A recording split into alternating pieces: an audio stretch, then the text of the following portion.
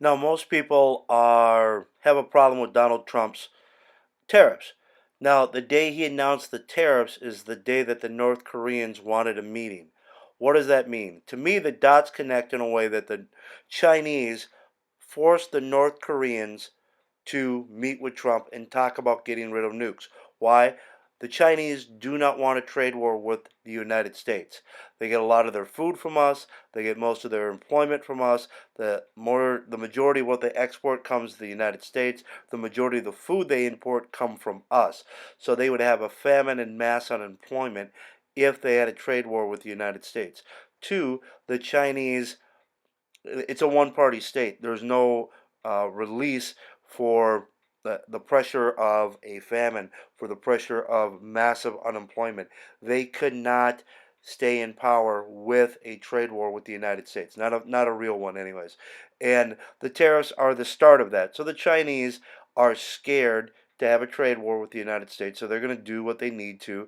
The pressure they're going to put on North Korea is going to make them crack.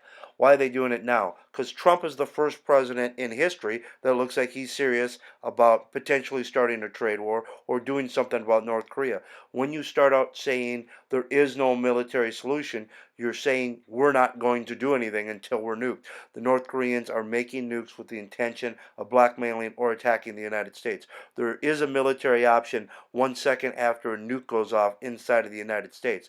Trump's the only one that believes there's a military option before we're nuked.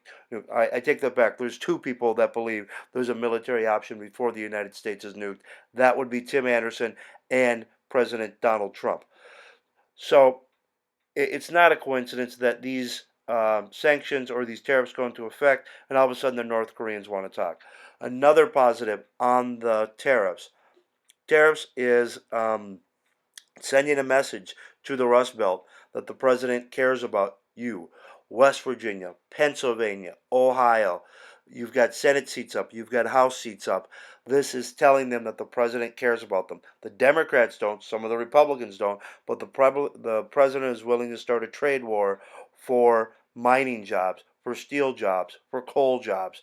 This is important. In addition, Minnesota does have what's called taconite in the what's known as the Iron Range in Minnesota. But we've lost a lot of jobs. This tariff could bring some of those jobs back. Minnesota has 2 Senate seats up for grabs and the governorship.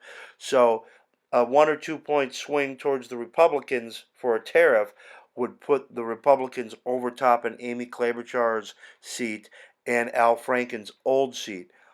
That's a lot of benefit from a tariff that's only going to be imposed on the Russians, or not the Russians, but sorry, the Chinese. It's bringing the North Koreans to the table, and it could flip multiple Senate seats and hold or pick up multiple House seats for the Republicans. But a lot of people think it's crazy, it's nuts. No, it's politically savvy.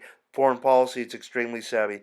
And the fact that nobody connects the dots. You have so many Democrats in the media that won't give the president credit for anything. He signs the tariff bill, and by the end of the day, North Korea wants to meet. That you don't really have to connect those dots. You have to be a Democrat to not connect those dots because you refuse to give Donald Trump any credit. Those dots are connecting. My name's Tim. This is Tim's TV. This is our podcast. Please hit share. Whether you love me or hate me, tell everyone about me. And we're here to bring you real news. Thank you. This is Tim with Tim's TV.